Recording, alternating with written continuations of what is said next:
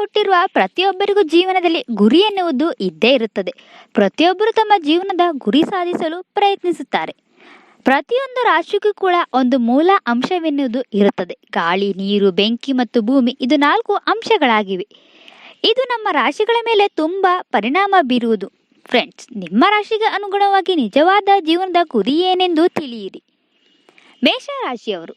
ಬೆಂಕಿಯ ಚಿಹ್ನೆಯಾಗಿರುವ ಮೇಷರಾಶಿಯು ಪ್ರತಿಯೊಂದು ಕಡೆ ಹಾಗೂ ಪ್ರತಿಯೊಂದರಲ್ಲೂ ಪ್ರಗತಿಯನ್ನು ಗುರಿಯಾಗಿಟ್ಟುಕೊಂಡಿರುವರು.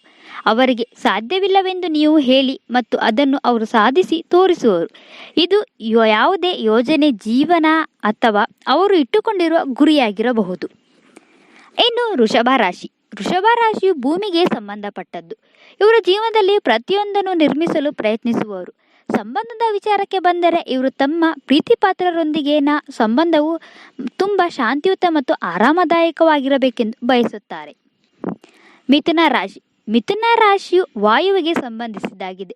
ಮಿಥುನ ರಾಶಿಯವರು ಹೆಚ್ಚು ಮಾತನಾಡಲ್ಲ, ಆದರೆ ನಿಜವೇನೆಂದರೆ ಇವರು ವೀಕ್ಷಕರಂತೆಯೇ ಒಳ್ಳೆಯ ಸಂವಹನಕಾರರು ಆಗಿರುತ್ತಾರೆ. ಇವರು ಮಾತನಾಡಲು ಆರಂಭಿಸಿದರೆ ಸುತ್ತಲಿನ ಜನರ ಹೃದಯ ಗೆಲ್ಲುವರು. ಕರ್ಕಾಟಕ ರಾಶಿ. ಈ ರಾಶಿಯವರು ಜಲಕ್ಕೆ ಸಂಬಂಧಿಸಿದ್ದಾಗಿದೆ. ಈ ರಾಶಿಯವರು ಸಂಪೂರ್ಣವಾಗಿ ಭಾವನಾತ್ಮಕವಾಗಿರುವರು. ಇವರ ಭುಜಕ್ಕೆ ಹೆಗಲಿಟ್ಟು ಅತ್ತರೆ ಆಗ ನಿಮ್ಮನ್ನು ಇವರು ಉತ್ತಮವಾಗಿ ಸಂತೈಸುವರು. ಕರ್ಕಾಟಕ ರಾಶಿಯವರು ತುಂಬ ಸಹಾನುಭೂತಿ ಮತ್ತು ಪ್ರೀತಿ ಹರಡುವವರು. ಇನ್ನು ಸಿಂಹ ರಾಶಿ.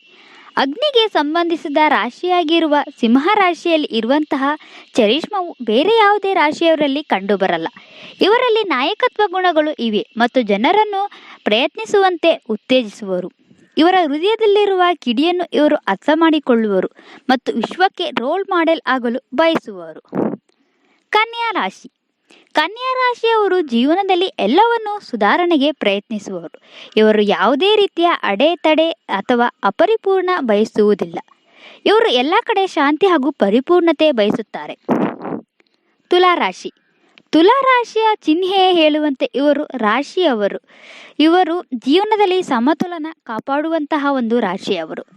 ಇವರು ಸಮಯವನ್ನು ನಿರ್ವಹಿಸುವ ಸಾಮರ್ಥ್ಯವು ಅದ್ಭುತವಾಗಿರುವುದು. ಯಾವುದು ತೀರ್ಮಾನ ತೆಗೆದುಕೊಳ್ಳುವ ಮೊದಲು ಇವರು 2 ಕಡೆಯಿಂದ ಅಲೆದು ತೂಗಿ ಯೋಚನೆ ಮಾಡುತ್ತಾರೆ. ಇನ್ನು ವೃಶ್ಚಿಕ ರಾಶಿ. ವೃಶ್ಚಿಕ ರಾಶಿಯವರು ತುಂಬ ಭಾವೋದ್ರಿಕ ವ್ಯಕ್ತಿಗಳಾಗಿರುವವರು. ಇವರು ತಾವು ಮಾಡುವಂತಹ ಕೆಲಸಕ್ಕೆ ಸಂಪೂರ್ಣ ಶಕ್ತಿ ವಿನಿಯೋಗಿಸುವವರು. ಫಲಿತಾಂಶಕ್ಕಾಗಿ ಬದ್ಧತೆ ಬೇಕು. ಯಶಸ್ಸು ಪಡೆಯಲು ಸಮಯ ಹಾಗೂ ಕಠಿಣ ಪರಿಶ್ರಮ ಅಗತ್ಯವೆಂದು ಇವರು ನಂಬಿರುತ್ತಾರೆ. ಇನ್ನು ಧನುರಾಶಿ. ಧನುರಾಶಿಯವರು ಯಾವಾಗಲೂ ಹೊಸತನ್ನು ಅನ್ವೇಷಿಸಲು ಬಯಸುವರು. ಹೊಸ ವಿಚಾರಗಳನ್ನು ಕಲಿಯಲು, ಹೊಸ ಜನರನ್ನು ಭೇಟಿಯಾಗಲು ಮತ್ತು ಸಂಸ್ಕೃತಿಯನ್ನು ಕಲಿಯಲು ಬಯಸುವವರು. ವಿಶ್ವವನ್ನು ಸ್ಫೂರ್ತಿಯುತವಾಗಿ ಮಾಡಲು ಬಯಸುವರು. ಜೀವನದಲ್ಲಿ ಅಡಗಿರುವ ದಾರಿಗಳನ್ನು ಹುಡುಕುವುದು ಇವರ ಗುರಿಯಾಗಿದೆ. ಮಕರ ರಾಶಿಯವರು ಕಠಿಣ ಪರಿಶ್ರಮಿ, ನೇರ ನುಡಿ ಮತ್ತು ಬದ್ಧತೆಯವರು. ಇವರು ಜೀವನದಲ್ಲಿ ಸಂತೋಷಕ್ಕಾಗಿ ಕೆಲಸ ಮಾಡಲು ಬಯಸುವವರು. ತಮ್ಮ ಪ್ರೀತಿ ಪಾತ್ರರ ಸಂತೋಷವೇ ಇವರ ಜೀವನದ ಗುರಿಯಾಗಿರುತ್ತದೆ. ಕುಂಭರಾಶಿ. ಕುಂಭರಾಶಿಯವರು ನಿಜವಾದ ಮಾನವತಾವಾದಿಗಳು. ಇವರ ಜೀವನದ ಗುರಿಯು ವಿಶ್ವವನ್ನು ಒಂದು ಒಳ್ಳೆಯ ಕರುಣಾಮಯಿ ಸ್ಥಳವನ್ನಾಗಿ ಆಗಿಸುವುದು ಮತ್ತು ಇವರು ಕುಂಭರಾಶಿಯವರು ಲೋಕೋಪಕಾರದಲ್ಲಿ ತೊಡಗುವರು ಮತ್ತು ವಿಶ್ವವನ್ನು ಶಾಂತಿಧಾಮವನ್ನಾಗಿ ಮಾಡುವುದು ಇವರ ಗುರಿಯಾಗಿದೆ.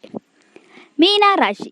ಮೀನರಾಶಿಯು ಜಲರಾಶಿ. ಕರ್ಕಾಟಕ ರಾಶಿಯಂತೆ ಇವರು ಸಂಪೂರ್ಣ ಭಾವನಾತ್ಮಕ ವ್ಯಕ್ತಿಗಳು. ಇದನ್ನು ಹೊರತುಪಡಿಸಿ ಇವರು ತುಂಬ ಕ್ರಿಯಾತ್ಮಕವಾಗಿರುವರು. ಇವರು ಅತಿಯಾಗಿ ಮಾತನಾಡಬಲ್ಲ ಮತ್ತು ವಿವಿಧ ರೀತಿಯ ಕಲೆಗಳಾಗಿರುವಂಥ ಸಂಗೀತ, ಕವಿತೆ ಮತ್ತು ಕಲಾಕೃತಿಗಳಲ್ಲಿ ಇವರು ತಮ್ಮ ಭಾವನೆ ವ್ಯಕ್ತಪಡಿಸುವವರು. ತುಂಬ ಹವ್ಯಾಸಗಳಿಂದ ಮೀನರಾಶಿಯವರು ತುಂಬ ಮೌನವಾಗಿರುವವರು. ಸೊ ನೋಡಿದ್ರಲ್ಲ ಫ್ರೆಂಡ್ಸ್, ಇದರಲ್ಲಿ ನಿಮ್ಮ ರಾಶಿ ಯಾವುದಂತ ಹೇಳಿ ನಮಗೆ ಕಮೆಂಟ್ ಮಾಡಿ ತಿಳಿಸಿ. ಮತ್ತೆ ಮತ್ತಷ್ಟು ಲೇಟೆಸ್ಟ್ ಅಪ್ಡೇಟ್ಗಳಿಗಾಗಿ